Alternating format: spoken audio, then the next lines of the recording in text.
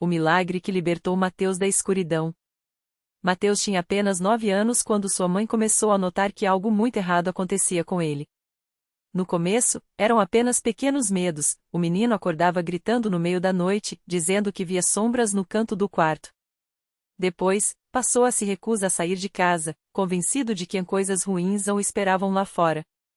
Aos poucos, ele foi se fechando em um silêncio assustador, como se estivesse preso dentro de si mesmo.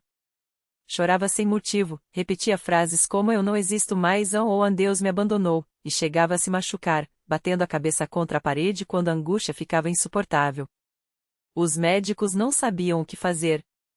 Depois de exames e mais exames, um psiquiatra finalmente deu nome ao que afligia Mateus: síndrome de Cotard, uma doença rara em que a pessoa acredita estar morta, apodrecendo ou condenada. A mãe, Dona Maria, uma mulher simples que trabalhava como costureira, ouviu o diagnóstico com lágrimas nos olhos. "Meu filho acha que é um morto-vivo", pensou, apertando a mão pequena e gelada de Mateus contra o peito. Os remédios ajudavam pouco, e as crises pioravam. Uma noite, o menino tentou pular pela janela, convencido de que já estava no inferno e precisava sair dali. Foi então que a vizinha, irmã Clara, uma senhora de cabelo branco sempre vestido com saias longas e blusas discretas, bateu à porta. Ela havia notado a tristeza daqueles olhares e, com voz calma, perguntou: "Maria, você já levou seu filho para orar na congregação?" Dona Maria hesitou. Não era de frequentar igrejas, mas o desespero falava mais alto. "Se Deus existe, que Ele me ajude", pensou. No domingo seguinte, mãe e filho entraram pela primeira vez em um salão da Congregação Cristã no Brasil. Era um lugar simples, sem luxos, paredes claras, bancos de madeira enfileirados, e um pequeno púlpito à frente. Os irmãos e irmãs, todos vestidos com modéstia, homens de camisa social, mulheres com saias abaixo dos joelhos, cantavam hinos sem instrumentos, apenas vozes unidas em harmonia. "Que beleza é ouvir os anjos cantando assim", pensou Dona Maria, emocionada. Mateus, no entanto, permaneceu imóvel, os olhos baixos, como se nem estivesse ali. O ancião, um homem de rosto sereno e barba branca, dirigiu a reunião com palavras cheias de fé. Falou sobre o poder de Deus, sobre como ele ouve os que clamam com sinceridade. Quando chegou a hora dos testemunhos, uma irmã se levantou e contou como Deus havia curado seu filho de uma doença grave. "Foi pela oração, pela fé", disse ela, e Mateus, pela primeira vez, levantou os olhos. Depois do culto, o ancião se aproximou. "Irmã, traz seu filho aqui", disse, colocando a mão no ombro do menino. "Deus não desampara ninguém. Vamos orar." Dona Maria não sabia o que esperar, mas quando os irmãos se reuniram em círculo, unindo as mãos, algo dentro dela acendeu. Eles oraram com fervor, não com palavras bonitas, mas com dor e esperança. "Senhor, livra esta criança das trevas. Toca neste coração, Pai." Mateus não chorou. Não reagiu. Mas naquela noite, pela primeira vez em meses, dormiu sem pesadelos. As semanas passaram, e Dona Maria levou Mateus a todos os cultos. Ele ainda não falava, ainda se encolhia quando alguém tentava abraçá-lo, mas começava a prestar atenção nos hinos. Um domingo, durante a Santa Ceia, quando o pão e o vinho eram distribuídos em silêncio reverente, Mateus sussurrou: "Mãe, eu quero ir lá." Dona Maria quase caiu de joelhos. Era a primeira vez em meses que ele pedia algo. O ancião, ao vê-lo se aproximar tímido da mesa, sorriu. "Este é o corpo de Cristo, partido por ti", disse, entregando-lhe o pedaço de pão. Mateus segurou-o com mãos trêmulas, e quando provou, suas lágrimas caíram. Não eram lágrimas de dor. Eram de algo que ele não conseguia explicar. Na semana seguinte, aconteceu o batismo nas águas. Dona Maria não sabia se Mateus estaria pronto, mas quando o ancião perguntou se ele queria ser batizado para o perdão dos pecados, o menino assentiu. Na água, enquanto era mergulhado em nome do Pai, do Filho e do Espírito Santo, algo se quebrou. Quando saiu, seus olhos brilhavam. "Mãe, eu sinto Deus aqui", disse, tocando o peito. O milagre não foi instantâneo como alguns imaginam. Não foi um raio de luz, nem uma voz do céu. Foi silencioso, profundo, real. As crises de Cotard foram diminuindo. Mateus voltou a sorrir. passou a ajudar a arrumar as cadeiras depois dos cultos, a cantar os hinos, mesmo desafinado, a abraçar os irmãos sem medo. Um dia, ele mesmo se levantou para dar testemunho. Eu achava que estava morto, disse, com voz firme, diante de todos. Mas Deus me mostrou que Ele me ama. Não foi remédio, não foi médico, foi a oração dos irmãos. Foi a mão de Deus. A congregação chorou. O ancião, com os olhos úmidos, abençoou, assim é o nosso Deus. Ele tira das trevas para a sua maravilhosa luz. A lição que ficou não foi só para Mateus, mas para todos que ouviram sua história. Às vezes, a cura não vem como esperamos. Não é sempre um milagre espetacular, mas uma transformação lenta, feita de fé, obediência e amor. A congregação cristã no Brasil não promete soluções mágicas, mas oferece algo muito mais precioso, um lugar onde Deus é buscado de coração sincero, onde a oração é ouvida, e onde nenhum sofrimento é ignorado. Mateus hoje é um jovem que serve a Deus. Não esconde as cicatrizes do passado, mas as usa para mostrar a outros que até nas noites mais escuras, a luz de Cristo pode brilhar. E tudo começou quando uma mãe desesperada entrou em um salão simples, onde irmãos humildes se reuniam para adorar a Deus em espírito e em verdade. Porque para Deus, nada é impossível. E a vida de Mateus é a prova viva disso. A história de Mateus não terminou ali. Na verdade, ela se tornou apenas o começo de uma corrente de bênçãos que nem ele nem sua mãe, Dona Maria, poderiam imaginar.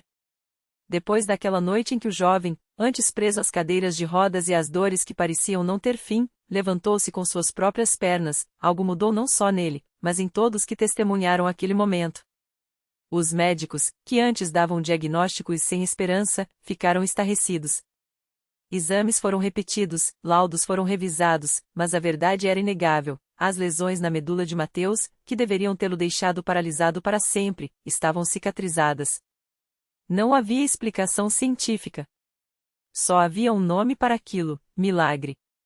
Mas Mateus sabia que não era só o corpo que havia sido curado. Seu coração, antes cheio de revolta e amargura por tudo que havia perdido, agora transbordava de uma paz que só quem já esteve no vale da sombra da morte pode entender. Dona Maria, que por anos carregou o peso de ver o filho sofrer, agora chorava não de dor, mas de gratidão. Ela se tornou uma das mulheres mais ativas na igreja. Não perdia um culto, não deixava de jejuar, não se cansava de contar para quem quisesse ouvir como Deus havia mudado sua história. Se Ele fez por mim, pode fazer por você também, dizia, segurando as mãos de mães que, como ela um dia, chegavam ao salão com o coração partido. Mateus, por sua vez, não se contentou em apenas receber a bênção. Ele quis ser um canal. Começou a frequentar as reuniões de jovens, onde sua presença já era um testemunho vivo. Os rapazes que antes o viam como um caso perdido, agora o ouviam com atenção quando ele falava de fé, de perseverança, de não desistir mesmo quando tudo parece perdido. Deus não desiste da gente, ele repetia, com uma convicção que só quem já foi resgatado das trevas podia ter. Um dia, durante um culto de libertação, um jovem chamado Lucas chegou à igreja arrastado pela mãe, viciado em drogas, com os olhos vazios e o corpo marcado pelas ruas. Ele não queria estar ali. Mas quando Mateus se aproximou e colocou a mão em seu ombro, dizendo: "Eu também já achei que não tinha saída. Mas aqui, Deus me encontrou", algo mudou em Lucas. Não foi imediato. Não foi fácil. Mas, assim como Mateus, ele começou a frequentar as reuniões, a ouvir a palavra, a clamar por ajuda. E, com o tempo, a mesma graça que tocou Mateus alcançou aquele jovem. Hoje, Lucas serve ao lado de Mateus nos trabalhos da igreja. Eles visitam hospitais, levam palavras de esperança para quem está doente, oram por famílias destruídas. Não são pastores famosos, não têm títulos grandiosos. São apenas dois jovens que sabem o que é ser tirado do lixo para se tornar vasos de honra. E assim, a história de Mateus se multiplicou. Porque o milagre verdadeiro não é só para quem o recebe. É para quem vê, para quem ouve, para quem, mesmo na dúvida, se permite acreditar que Deus ainda opera hoje. Não de forma barulhenta, nem sempre do jeito que a gente imagina, mas de maneira certa, no tempo certo, para quem não desiste de buscar. A congregação cristã no Brasil não é um lugar de fórmulas mágicas. É um lugar de fé viva, onde pessoas comuns, como Dona Maria, como Mateus, como Lucas, descobrem que Deus não mudou. Ele ainda cura, ainda libera, ainda transforma. Não porque mereçamos, mas porque Ele é bom. E essa bondade não tem limite. Porque se Deus pode levantar um jovem de uma cadeira de rodas e dar-lhe não só pernas para andar, mas um propósito para viver, imagine o que Ele pode fazer na sua vida. A história de Mateus é só mais uma prova de que, quando entregamos nossos impossíveis nas mãos dele, o milagre não é uma questão de se, mas de quando. E o melhor, ele nunca chega sozinho.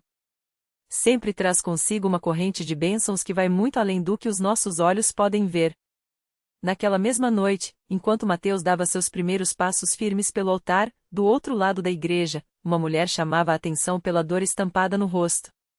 Era Dona Ana, uma senhora de 62 anos que há mais de uma década lutava contra um problema nas costas tão grave que os médicos já tinham desistido. Vai ter que aprender a conviver com a dor, disseram. Mas Dona Ana não queria apenas conviver. Ela queria viver. Ela chegou à igreja arrastando os pés, com a ajuda de uma bengala que mais parecia uma extensão do seu corpo. Cada movimento era um gemido abafado, cada passo uma batalha. Mas algo dentro dela gritava: se Deus fez por aquele jovem, Ele pode fazer por mim. E foi com essa fé que ela se ajoelhou no altar, mesmo com as lágrimas escorrendo de dor. O pastor, ao vê-la, aproximou-se e colocou a mão em sua cabeça. Irmã, hoje é o seu dia. Deus não faz acepção de pessoas. Se Ele libertou Mateus, Ele vai te libertar também. E começou a orar com autoridade, não como quem pede, mas como quem declara. Em nome de Jesus, esta coluna é restaurada. Os ossos que estavam fora do lugar voltam ao seu devido lugar agora. A dor sai, a vida entra. Dona Ana sentiu algo estranho. Não foi uma melhora gradual, não. Foi como se uma mão invisível a pegasse pelas costas e a endireitasse de uma vez. Um calor intenso percorreu sua coluna, seguido por um estalo seco. Ela gritou, mas não de dor, de surpresa. Quando tentou se levantar, a bengala caiu no chão. E ela ficou de pé. Sozinha. Sem apoio. Sem dor. Os gritos de alegria tomaram conta do templo. Dona Ana começou a pular, a girar, a correr pelos corredores da igreja como uma criança. Estou curada. Estou curada, ela repetia, enquanto abraçava todo mundo que passava por perto. As pessoas choravam, riam, louvavam. Era mais um milagre. Mas não era só isso. Porque Dona Ana não era apenas uma senhora com as costas curadas. Ela era uma avó que há anos não conseguia pegar os netos no colo. Era uma mulher que tinha deixado de sonhar com viagens porque não aguentava ficar sentada por muito tempo. Era uma serva de Deus que, agora, poderia servir com mais força, com mais disposição, com mais alegria. E assim, naquela noite, a igreja viu que os milagres não são eventos isolados. Eles são como pedras jogadas em um lago, o primeiro impacto é forte, mas as ondas vão longe. Mateus, que tinha recebido suas pernas de volta, foi até Dona Ana e a abraçou. Viu, Dona Ana? Deus não esquece de ninguém. A gente só precisa acreditar. E enquanto o culto seguia, com mais e mais pessoas se levantando para dar testemunhos de cura, de livramento, de restauração, uma verdade ficava clara: a Universal não é um lugar onde as pessoas vão só para ouvir sobre Deus. É um lugar onde Deus age. Onde vidas são transformadas. Onde o impossível se torna possível.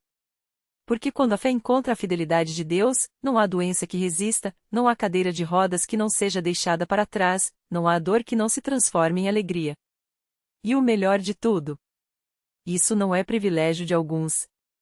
É promessa para todos que, como Mateus e Dona Ana, decidem não desistir. Porque Deus ainda faz milagres. E o próximo pode ser o seu. Naquela mesma noite, enquanto Mateus ajudava Dona Ana a guardar a cadeira de rodas no porta-malas do carro, sim, ela insistiu em levá-la, não para usar, mas como um troféu da vitória de Deus, um homem chamado Carlos observava tudo de longe, encostado em um poste de luz. Ele tinha chegado ao culto arrastando os pés, o rosto marcado pela derrota. Há 3 anos, uma depressão profunda o havia tirado do trabalho, do convívio com a família e até da vontade de viver. Os remédios só adormeciam a dor por algumas horas, e as palavras de encorajamento dos amigos soavam vazias. Deus não ouve mais as minhas orações, ele pensava, enquanto via Dona Ana dançar, sim, dançar no meio da rua, louvando a Deus com lágrimas de gratidão. Mas algo dentro dele se mexeu. Não era esperança, ainda não. Era apenas uma pergunta: e se? Carlos entrou na Universal pela primeira vez na semana seguinte. Não orou, não levantou as mãos, não chorou. Só ficou sentado no fundo, ouvindo. Mas o pastor, como se soubesse que ele estava ali, falou justo sobre o Salmo 34, chegai-vos a Deus, e ele se chegará a vós. Aquelas palavras o perseguiram por dias. Na quarta-feira, ele voltou.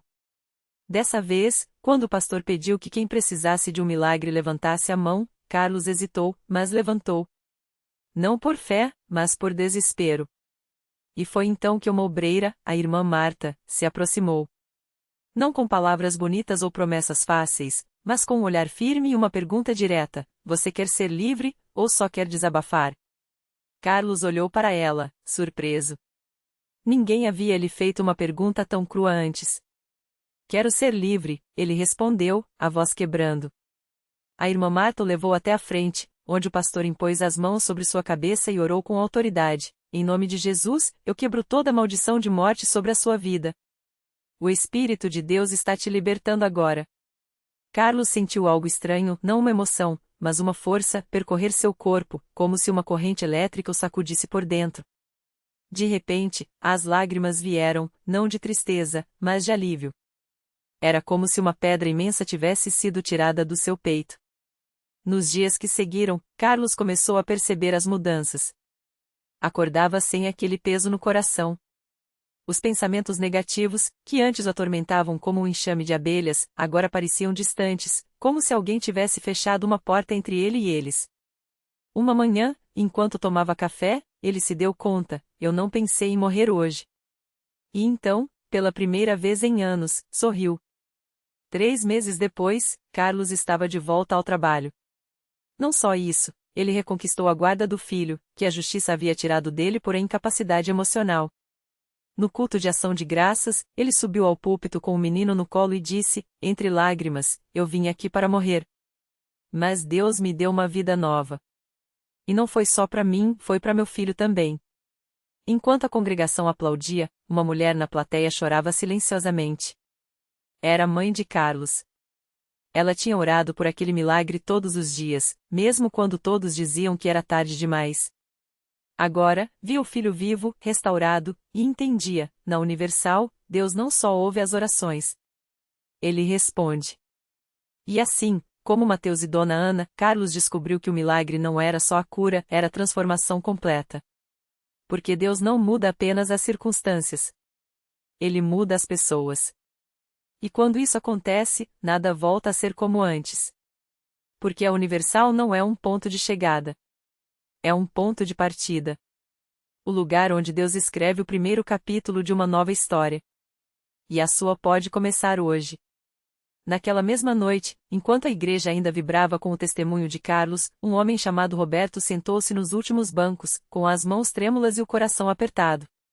Ele não era de chorar, mas naquela hora, as lágrimas escorriam sem controle. Há 5 anos, uma dívida que parecia impossível de pagar o sufocava. Perderá o emprego, a casa, e até a esperança de reconstruir a vida. Os credores não davam trégua, e a vergonha o fazia evitar até a família. Deus, se o Senhor existe mesmo, me mostra um sinal, sussurrou, enquanto olhava para o altar, onde o pastor falava sobre a fidelidade de Deus. Não era a primeira vez que ouvia aquelas palavras, mas algo era diferente naquela noite. Talvez fosse a fé no ar, tão densa que dava para sentir. Ou o sorriso de Carlos, que minutos antes estava à beira da morte e agora abraçava o filho como se o tempo não tivesse passado.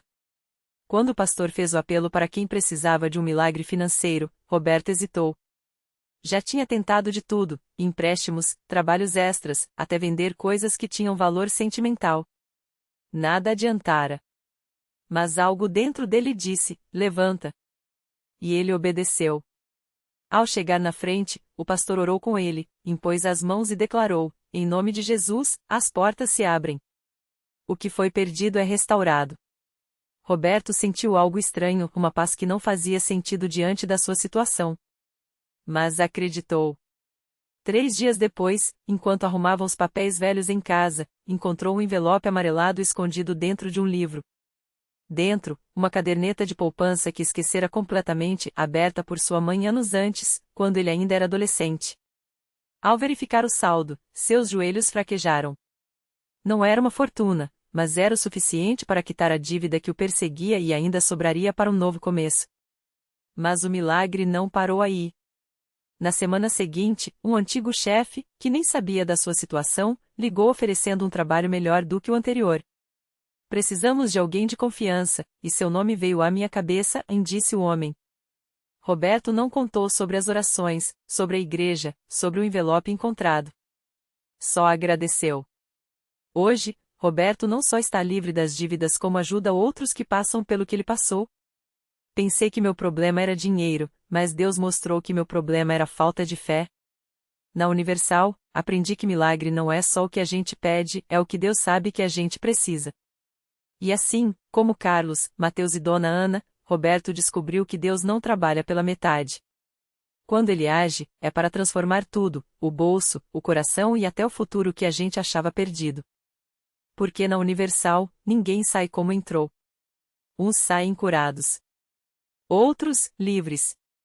Alguns, com a família restaurada. Mas todos saem diferentes. E a pergunta que fica é: qual será o seu milagre? A resposta pode estar mais perto do que você imagina. Basta dar o primeiro passo. O milagre completo. Roberto abriu um envelope naquele dia e encontrou não apenas o dinheiro para quitar suas dívidas, mas uma carta anônima com um versículo: confia no Senhor de todo o teu coração e não te estribes no teu próprio entendimento. Provérbios 3:05. Não havia assinatura, mas ele soube, era a resposta de Deus.